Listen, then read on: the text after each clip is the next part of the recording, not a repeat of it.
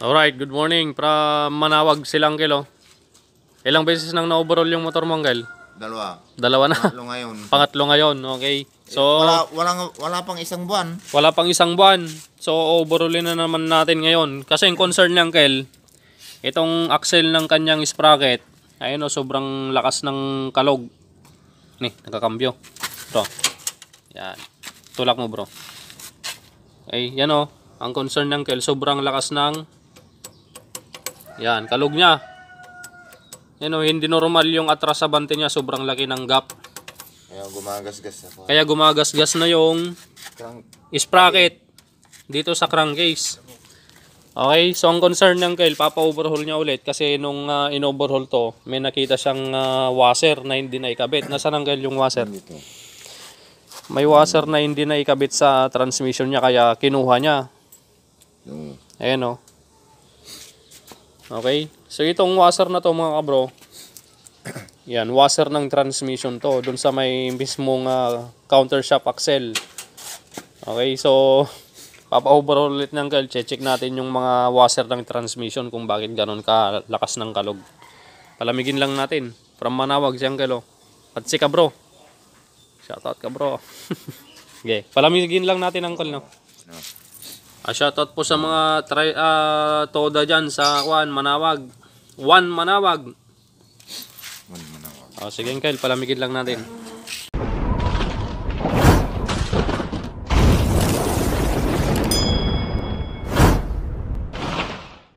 Okay, so nabaklas na natin mga kabro yung makina ng Kyle. Ngayon check natin kung saan nga ba nagkulang ng washer. Okay, tanggalin muna natin yung sigunyal. Check natin kung saan nga ba siya nagkulang. Ayun kababaklas lang natin, may langis pa. Alright, check natin. Tanggalin natin yung pin. Mga shifting fork. Dito sa ibabaw may washer naman to. Ayun kumpleto. May washer. May washer. So, check natin.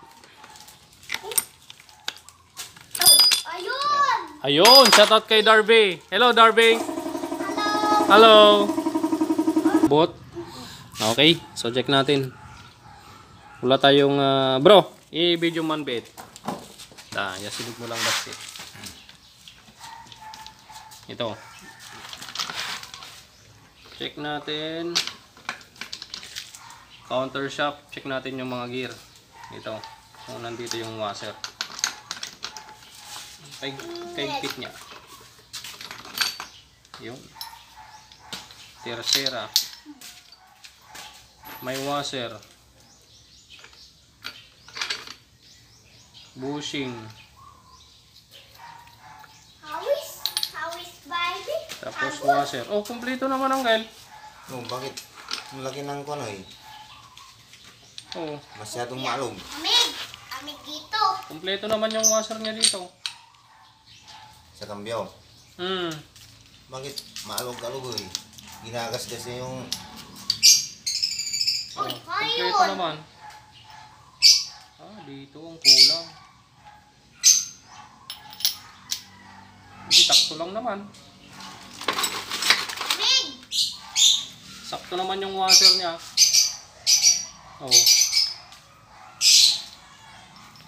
Ba't ganun kalaki yung kanya? Gap. Kasi tinignan niya yung motor niya. Maliit lang. Nung alugin niya Yung washer kumpleto. Dalawa. Nasaan yung washer kanina na konyo? Nandito. Patingin nga Angel. Kasi itong washer dito kumpleto naman eh. Ayun dalawa. Ayun bro, pakita mo. Yan, dalawa naman yung washer na yan. Kumpleto. Ito, tignan natin yung washer na nakita ng Angel.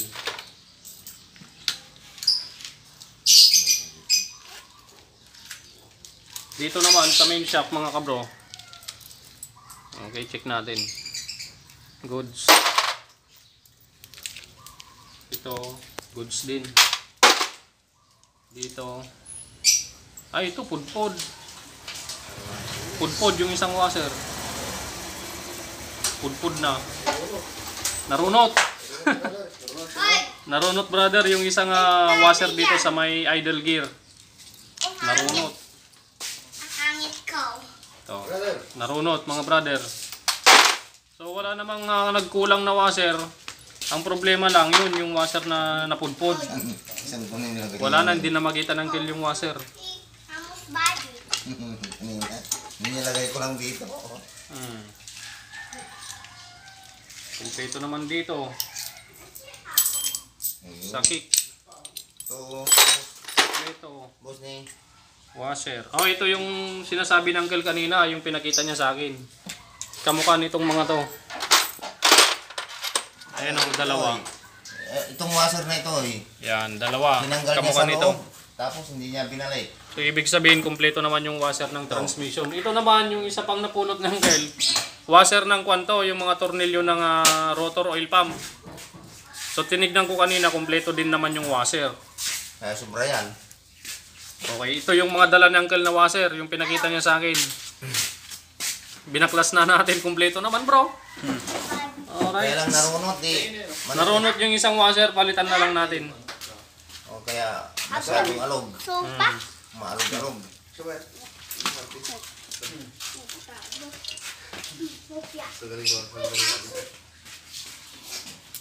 Okay. O, linis. Diskartehan muna natin tong motor ng uncle. Sudan. So, assemble na natin tong makina ni uncle mga bro. Wala naman tayong nakitang problema sa transmission. Kompleto naman yung mga washer. Okay. So, ngayon, assemble na natin. So, yung isang washer lang ang nasira dito sa may idle gear. So, pinalitan na natin yan ng bago. Okay. Walang problema sa loob. Kompleto washer. Isang washer lang ang pinalitan natin. Yung may tama. Ito. Yan. Napudpod. Kaya ito lang ang pinalitan nating washer. Tapos palit na rin ng drive gear. Kasi nagpalit sila ng clutch housing assembly. Pinapapalitan na rin ng uncle tong drive gear niya. Sige. Assemble time. Update ko na lang kayo mamaya mga bro. A few moments later. Dahil tinakpang ko na kanina mga bro, inuga ko na yung counter shaft axle, talagang makalakas ang kalog. Malakas talaga. So tinanggal namin ulit. Ayan o, makikita nyo to. Ayan. Napakalalim ng hukay pala niya yan sa may pilot bearing. Oh. Kaya ang gagawin natin dito, maglagay tayo ng manipis na washer dito. Yan. Yung washer ng transmission. So, idagdag natin dyan sa ibabaw ng malapad na washer. Tapos, testingin natin. Okay. Nalaglag pare. Okay, so nilagay na natin yung transmission. Minsan kasi tinitignan natin dito, itong segunda na magka-partner, dapat halos pantay lang sila dito. Yung ibabaw niya, yan o. Kanina kasi medyo nakalubog to, itong isa. Yun pala, pudpud na yung nasa ilalim. Kaya nagdagdag tayo ng washer sa ilalim, yung manipis. Kaya ngayon pumantay na sila. Pantayan? Pantay na ba? Tignan mo mabuti. Nakapikit ka naman kasi. Nakapikit. Nakapikit na, pipikit pa. Singkit. Okay, so pantay na. Try nating takpan. Yan. One eternity later. Okay mga kabro, so tapos na natin assemblin yung motor ni Uncle. Ayan, bigyan muna siya ng sticker. Isa pang sticker. Boss, shoutout sa'yo boss. Oh, isa pa. Yun, sticker ni kabro, mga kabro. From Mungkada si Bossing oh. Shoutout. Ha? Okay. Oh, smooth. Kay smooth na kiniklik. Okay. Ayan si Uncle, nilalagyan na ng sticker yung loob ng sidecar niya oh. Dito. Dito. Ayan, para kitang-kita daw ng mga customer. So, dito sa labas, meron na rin. Yan, oh. Tatak kabro na. Pati si Aldrin. Okay, dito tayo sa pinoproblema natin kanina, mga kabro. Sa may transmission, sa may counter shaft axle na napakalakas ng kalog at rasabante. So, nakita nyo naman kanina, dinidiskartehan lang namin. Trinay namin magdagdag ng washer sa transmission. Tapos, tinesting namin ni cambio. Hindi maganda. May matigas. May malambot. Kaya binaklas na ulit namin, tinanggal namin yung mga washer na dinagdag namin. So ang ginawa namin dito, nagpalit na tayo ng crankshell, right side crankshell ito. Pinalitan na natin tong crankshell ng Uncle dahil ito, nakita namin to sa may pilot bearing. Yan, napakalalim na mga kabro. Ayun o, halos 2 mm yung nabawas dito. So pinalitan na natin dahil yung stock pala nito may nakalitaw pang 1 mm. Okay, so bali dito ang nabawas dito halos 3 mm na. Napakalaki kaya napakalakas ng uga. Kaya pinalitan na natin ng crankshell. Okay, ito yung ipinalit natin kaya lang hindi na siya kakulay. Hindi na siya kaparehas. Hindi na siya pure black. Meron na siyang halong sparkling gold. Alright, galing sa Rusi 175 yan. Yung nilagay nating crankshell mga kabro. 325 na yan. Okay, so check natin tong countershaft axle niya. Ayan o, normal na lang yung kalog niya mga kabro. Ito. Hindi kagaya kanina, napakalakas ng alog, atras sa pante. Pero ngayon normal na. Goods na rin yung cambio niya. Alright. Subo na. Salpak na natin sa chassis ng Uncle. Itong isa, tapos na rin mga bro. Kuhan lang to. Pina-reboard din ba to bro? Oo, na-reboard din. Tapos palit timing gear. Cam follower tsaka push rod. Lagyan na natin dito mga bro sa chassis para mapandar na natin. Napitpit yung electrical tape. Pa yan. Okay, so tapos na mga kabro. Yung motor nila kabro. From Manawag, Pangasinan. Yan, naglalangis muna si Uncle ng kadena sa medyo kinakalawang na. Sa bago ito. Nung umulan Uncle, no? Oo, nung umulan, kapon sa amin. Okay. So ayan na, solve na yung problema sa motor ni Uncle. Yung sobrang kalog na axle ng countershaft, wala na. So nagpalit tayo ng crankcase. Yan, crankshell dito sa bandang right side. Makikita nyo iba na yung kulay ng isang crankshell niya. Naging, kung na yan, medyo kupas na gold. Hindi na siya black. Marami ng gold. Bibinta ko na yung gold ko. Okay.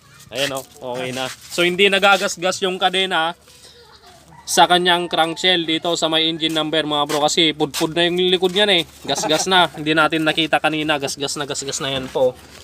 Ayan, gasgas na rin yan. So pati dito, sa likod dito, nagasgas na. May kanal na yan. Di bale, goods na yung motor ng Uncle. Okay na ulit pang masada. Yun yung nagpalitan niya. Uncle, baka may gusto kang shoutout bago natin tapusin yung video natin. Okay, thank you sa Kwan. Pagka-ubol na nasolve na yung problema ko sa Kwan. Baga hindi maubos yung crankcase ko. Okay na yung motor ng Uncle. Yung misis mo Uncle, di mo siya shoutout. Hindi na ta, wala siyang alam dito sa ko. Sika bro, sika. May gusto kang i-shoutout. Shoutout kay Boss Topper. Boss Topper. Ayun lang. Christopher Aquino. Boss Christopher Aquino, shoutout daw po sa inyo, bossing. Okay, so ayan po. Konting punas lang, tapos uwi na rin sila, Uncle. Okay na, Uncle. Sticker, syempre. Nasaan na yung sticker mo ka, bro? Sa likod. Ayun! Nandito yung sticker ni ka, bro. Gift of God. Alright.